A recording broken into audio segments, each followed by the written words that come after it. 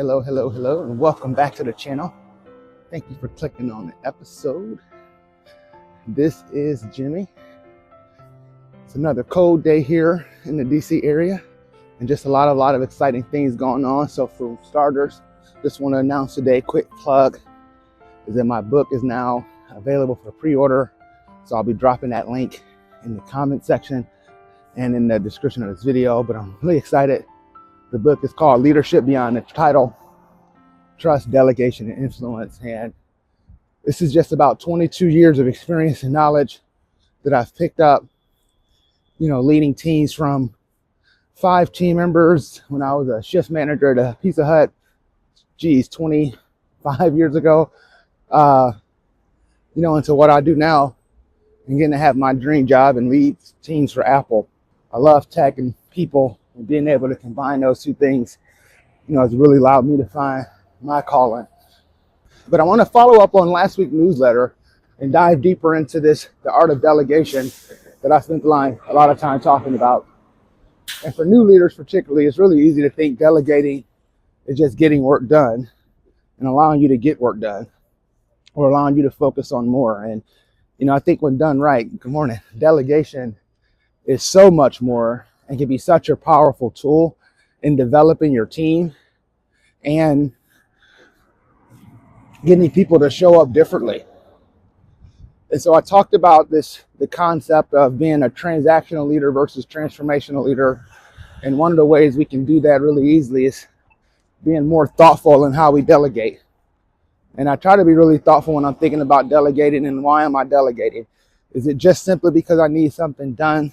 Or do I have an opportunity to grow and develop? But I find that a lot of our work can be delegated with intention. And when I think about delegating with intention, I'm usually delegating authority.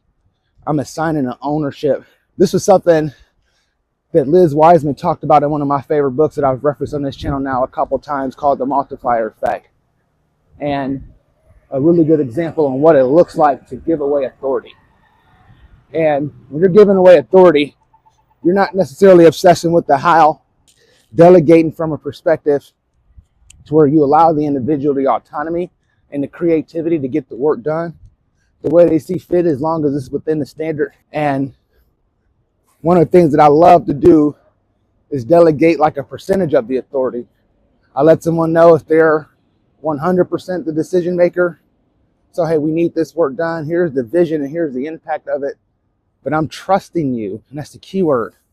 I am trusting you to figure this out because I believe in you. I believe in your capability to do more complex work. There's some times that I might delegate 75% of the authority.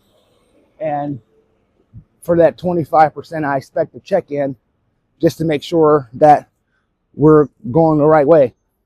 Or maybe it's 25% because I really want to be clear that the work we're doing needs to involve a few other partners. And we need to figure out how to bring the rest of the team along. And so the person I'm delegating to gets 75% of the authority power. And I might assign them, say pre-assign 25% to go seek other perspectives. But ultimately, when this is done right, this is demonstrating a really high level of trust in the individual. And we're delegating the authority away, not just giving the task away. When you're giving task away, you got to be really specific. You got to talk about all the steps you want done. And essentially, it's pretty much like you're doing it just with somebody else's time. And that can sometimes take a lot of time setting up. And, I've seen a lot of new leaders make this mistake. They get really frustrated because they wasn't clear in their delegation. And I can't tell you how many times I've heard a leader say, I should have just did it myself, or I'm just going to do it myself because it's easier, because I don't have to explain it. And that's typically a sign that you might be working with a leader that's more comfortable delegating tasks and haven't quite graduated in delegating authority. And if you find yourself saying those words a lot, maybe it's time for you to delegate authority to some key members on your team. Because I've often found that when you set high expectations and you support people around you, most people are going to figure out a way to rise and meet those expectations. But they have to be set.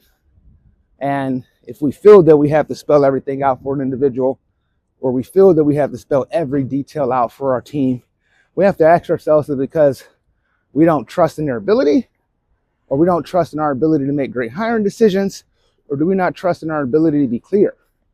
And all those things can point to red flags of you might be taking on too much work and missing an opportunity to develop the talent and skill set of those around you. So take on a challenge this week. If you've gotten this far in the video, I would love to hear some examples of how delegating authority has went well for you. Or maybe share a few examples on where you took on too much and you didn't delegate authority, and what was the impact of that. So just some food for thought. If you've gotten this far in the video, please drop a comment talking about one of those two things. And if you feel this video will help a upcoming leader or anyone in your circle, please do me a favor and share it.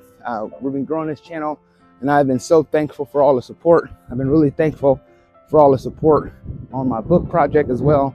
It has just been a lot of love, and again, I just greatly appreciate the opportunity to get up here and do this with you all every day.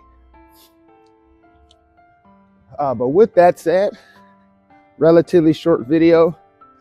You know what to do.